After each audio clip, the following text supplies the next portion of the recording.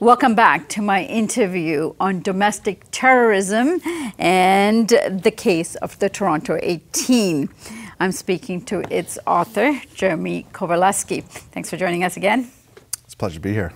So, Jeremy, in segment one, we left off at a very critical point, which is that this group of 18 or so individuals involved in what you described in segment one as now a split group. There's two groups involved, but one of them goes off and plans a bombing attack. Tell us about it.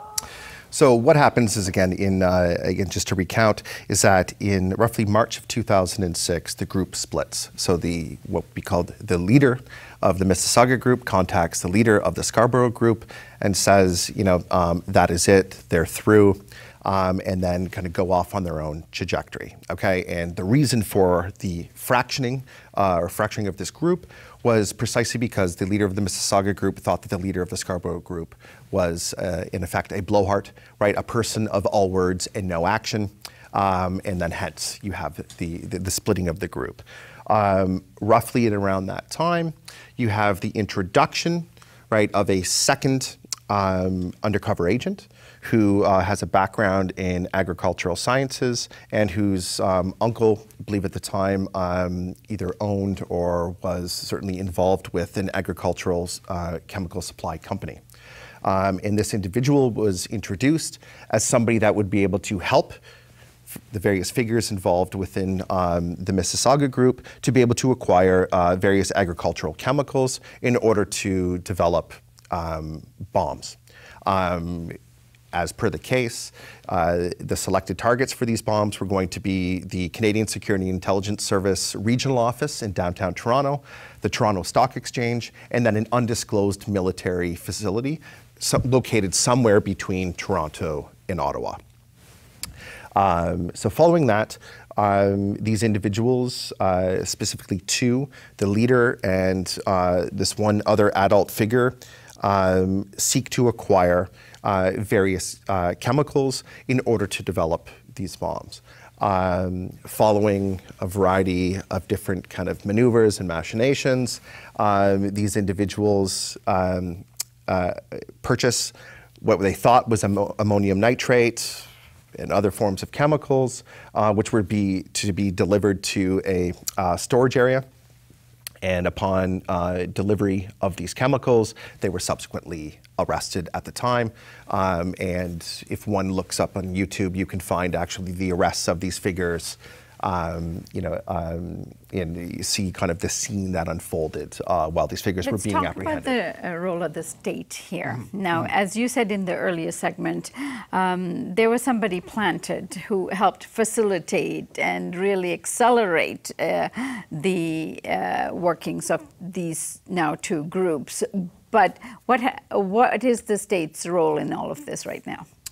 Well, I mean, I guess the question always, I mean, when we see with many cases of domestic extremism where the security services or law enforcement apparatuses get involved and they introduce agents provocateurs or introduce these types of agents to help facilitate the activities of these groups, is that one doesn't know, in the absence, obviously, of the state involvement, whether or not anything really would have developed or materialized, okay? But the question remains, especially within the case of the Toronto 18, in the absence of these two different state agents operating, right, on behalf of the security and law enforcement apparatuses, would this group, right, have been able to, I mean, engage in any forms of activities, especially the bomb plot?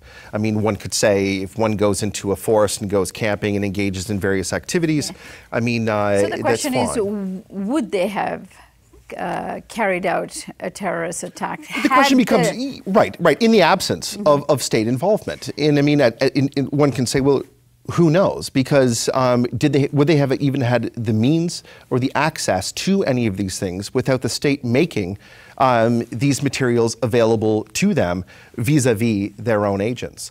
And these are the types of questions that ultimately loom. And we see these same types of... But the kind of thing that they were looking for to build a fertilizer bomb with some chemicals, that could be attained at any home hardware store.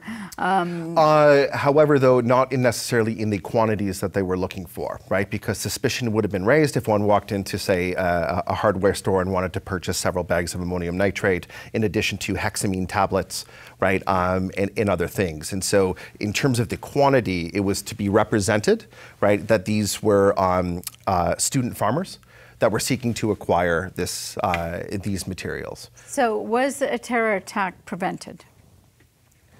Well, again, it's very difficult to say whether or not a terrorist attack would have actually occurred in the absence of certainly it's presented that a catastrophic terrorism attack was averted, right? Not only within downtown Toronto, but then at a military installation by interdicting these attack groups. on Parliament was also being Well, planned. and you know what? I mean, that was kind of one of the more sensational elements of the case, which was that these individuals had planned to somehow storm Parliament, take parliamentarians hostage, and they were going to start beheading the Prime Minister and other parliamentarians until essentially various changes were made in Canadian foreign policy vis-a-vis Afghanistan at the time.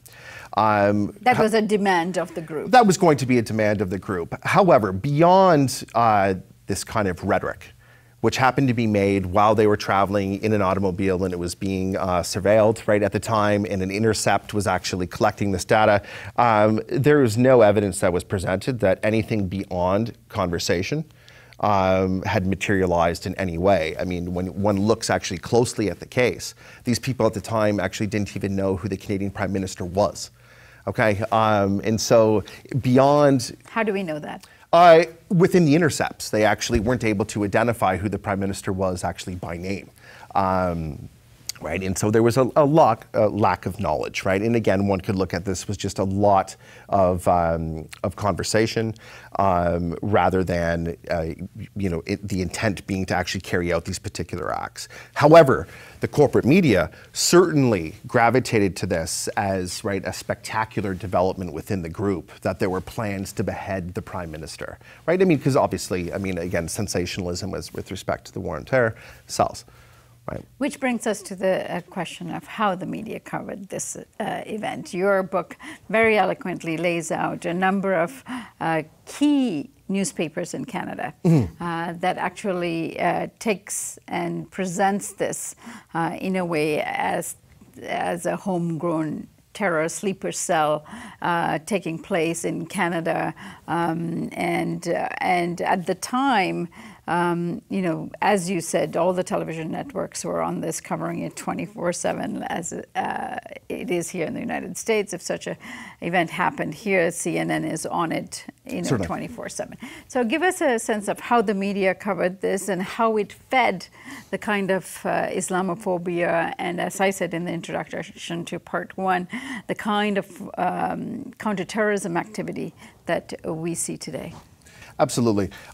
So at the beginning, again, you had these sensationalist headlines, right? I mean, and so I should say the three newspapers that I focused on were kind of the main three newspapers within Canada. So the Toronto Star, which one would argue is kind of the newspaper of record, receives the largest circulation and the most readership. The Globe and Mail, which is another popular newspaper within Canada, some would call it centrist, the Toronto Star being considered more liberal, and then the National Post, which is considered more conservative. And so I focus predominantly on the coverage, that's where I draw the media coverage from these three different newspapers. Generally speaking, the coverage is almost all the same, right? Which is using Orientalist tropes to represent these groups. And I think a great way to illustrate to your readership what these Orientalist tropes would be is actually a political cartoon that I use in the book, which is called, I believe, South Toronto Terrorists. And it was a political satirical cartoon that was represented in response to comments made by actually a U.S. congressman that Toronto was a hotbed, right, of Al-Qaeda related terrorism, okay? And obviously the political cartoonist developed this satirical image to kind of reflect those types of comments. the satire is not what's important. What's important were the visual tropes that were actually represented within this particular political cartoon. Okay, so you have the kofia that is represented, you have an AK-47 and a bomb belt. And the question becomes, how is it that these types of visual tropes, without actually having to name, right, that this is quote unquote Islamic or Islamist terrorism, that automatically it's associated, this is what it's referring to, right? And I think what's important is that the media draws upon a long history in discourse of the way that Islam is represented vis-a-vis Western discourse and the Western imagination, okay? And generally speaking, you have similar tropes that constantly emerge. That Islam is somehow inherently violent, that it is anti-modern and that it is anti-Western, and that it is this monolithic entity, okay? And that these communities somehow are all the same and they are all unified, okay? And that generally then is inflected, within the coverage of the Toronto 18, right? And thereby reinforcing actually the state narratives that this was this internal enemy from within that was seeking to attack Canada for its values, right? Human rights, democracy, freedom. And somehow these groups were opposed to that. And so the media, consciously or unconsciously, reproduces, right, the narratives of the state itself. Okay, and what's important to recognize is not that there is some conspiracy between the corporate media and the state in reproducing this type of image or reifying a particular understanding of terrorism. What's important to understand is that many of these groups are not prediscursive. So what does that mean? Is that government actors, security officials, and the corporate media themselves synthesize these dominant narratives, historical as well as present, and reproduce, right, the language, within these dominant narratives, okay? And so, then thereby unconsciously or consciously reinforcing this very particular stereotypical image of how we understand Islamist terrorism, right, and its domestic kind of expression. And authorizing certain kinds of foreign policy, counterterrorism or surveillance in our communities, which we will take up in our next segment. Jeremy, absolutely. Thank you so much for joining me. Thank you. And thank you for joining us here on the Real News Network.